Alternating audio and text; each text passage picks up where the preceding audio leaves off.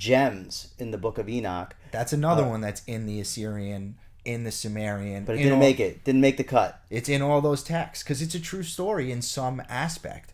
Just like, right, it should have been in the Bible, but why did they leave it out? What were you going to say? Well, I wasn't going to say anything about that. I was actually just going to say that you want the missing link for evolution. Like, there's always saying that there's no connection between apes and man because there is no connection. That's why.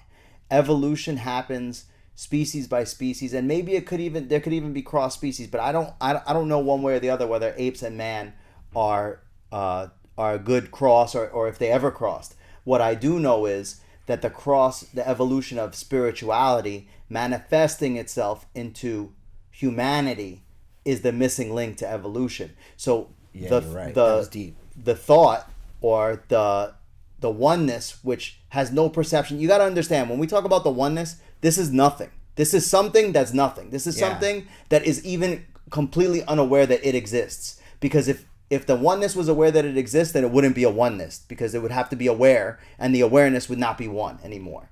So in the beginning, in the very beginning, when there was just the oneness. So this might be perspective. This might be a snapshot, like something that happened in a split, like even in a imperceptible amount of time. Yeah, it and is then imperceptible. Yeah, you can't perceive it. Shoots out and becomes infinite. Yeah. Right.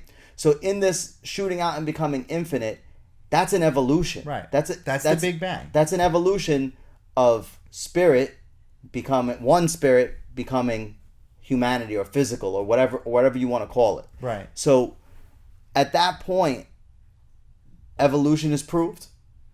Somewhat to a degree, even though we're not religious, religion is proved. All the stories of the East are proved. Pretty much it ties everything together.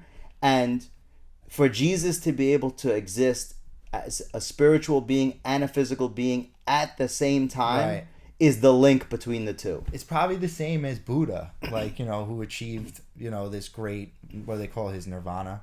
Yeah. So, like it's got to be something very similar. Even if, Jesus just went further along. But what were you going to say about Enoch? I wasn't going to say anything about Enoch. I was just going to say that there are many texts that are not included in the biblical scriptures that hold weight and have meaning, and walking with God is a very it's a very powerful thing. It means that Enoch also at once existed in the spiritual world as well as in the physical world, because I wouldn't say he was walking with God as a person. I think that the Akashic records became part of him, and he was able to see the spiritual makeup of what was going on, and he was able to see from space or from an because people do astral projections where they shoot themselves up into space, or he was in some type of spaceship, or he was maybe in a spaceship. Who knows what the theory about it? Who knows what the reality of it is? We don't know, but we do know that Enoch saw how life is created, how life evolves. He saw everything. Right. He saw how everything was created because he was there with God, not as a person, but as a spiritual being. At the same time as being a person. That's the key. That's how do you the know link. It's at the same? Oh, because he never died. Because he never died, and God took him, right? God took him. But he had a perception, right? So if you have a perception, can you be the oneness? Can you be a spirit? Who else ascended? Did Buddha ascend? I don't know. They say Muhammad ascended. Yeah, I mean, that is the key. Trying to become. So do you think that we get to this more spiritual place that you're talking about, where more people know this message and try to show love to others and have a connection? Do you think technology gets us there or diverts us from there? Because it's doing something collectively. That's why I'm asking. There's a collectiveness going on where we're all interconnected now. So we're all connected. So that's the trajectory has to change. The trajectory has to change. Right now, the internet is for profit. And that's the only reason that it exists. It exists to put an iPad in your 3-year-old's hand to market toys or whatever it is to them. Yeah. So somebody on the other end can make money. You have access to all the information that ever existed in life that somebody could put down on paper or on a screen. It's unbelievable. And in your pocket. And instead, these kids, they choose to watch clay come off of a toy to see what toy is under the clay. Yeah. So this is something that I was actually talking to somebody right. about today. And that is that if you do better, if you be better, if you have love in your heart and you want to love other people, then the trajectory of the Facebooks and the Instagrams has to change from girls shaking their ass and, doing fashion over try-on hauls and, small waist, pretty face with a big bank. Like, these things have to change. Right. These things have to go to, well, what did we do today to collectively help somebody out? But I don't know necessarily that getting back to that collective reasoning and that oneness makes you more spiritual, because there's a reason, and I don't think it was intentional. There's a reason why the personalities and the physicality was all spread around for the full spectrum. Variety. I think it had to be that way. I think that it had to, because for it to be one thing that encompasses everything, then everything has to come out of that one thing. Yeah, and when there's just one thing, there's nothing else. Like, you can't even perceive what that is. Right, you can't even perceive yourself. Because there's nothing else. There's no self. Right. Like, it's just one. Right. So, and I think also the reason it had to be so vast is because they wanted, or the oneness one, I don't know why I said they. It can't want. The oneness cannot want.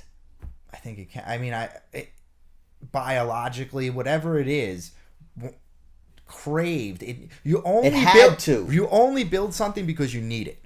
You don't build something you don't need. Like, if you need a table and you live a long time ago, you're gonna go build a table. You're not just gonna build a table and be like, oh, maybe I'll use this later. Like, you build what you need, right? So the oneness obviously needed this. That's what you were gonna say? It's a necessity. Right. He needed this to have experiences. So, like, the vastness and it's infinite experiences, good ones, bad ones. Mother Teresa, Hitler, all these things that it's experiencing. So that's, I think, the reason for the amount of different varieties. And we don't even know the tip of it. I mean, look at the universe. There is probably infinite other life forms that came out of it in places. And why wouldn't there be? I was recently watching a video that says that the God of humanity is not the God of the universe. That the God of humanity is a spawn of the God of the universe, and it's impossible to trace back the original oneness because it has spawned into infinity. Right. And if it's infinite, then that means that there's other creators, other gods, other everything, and everything was created in God's image. If God's image is everything, then everything is God. Man, that was deep. And I think you're right about it not being the king of the God of humanity, not being the oneness. Because even in those biblical stories, I think we talked about this before, but not on the podcast, there's an Old Testament story that was left out of Judaism that says that there was two gods and they fought over the throne. Yep. And this one, the God of Abraham, won. Like, so there was someone equal to one. Or the other god left. I don't kind of remember. like in the Sumerian texts. Right, it's the same. That's what I mean. It's another example of how these stories are connected. They're all the same stories, all of them. So that's definitely true. That is the God that we're thinking of, but infinite levels back, something else created everything. So how do we use this to our benefit? The answer is you don't. The answer is you live your life to benefit other people, because by benefiting other people, you're feeding into this bigger collective spiritual reasoning that allows other people to also help other people. And maybe even if you can't change those opposite ends of the spectrum, at least you could live a better life. You can create a better environment for your family and for your kids and for everybody in your environment. Right. And as far as that can reach, maybe that just continues to happen and happen and happen. And maybe one day we have an internet where people are just out there looking to help other people and it's not for profit. Yeah, because I'm thinking the same type of thing. Like, if the internet... Because it could be the web that connects us all, literal web. I didn't even mean that like when I said it. Like, I know it could be that connector, but instead it seems like it drives us further apart because of what we choose to indulge, like you said.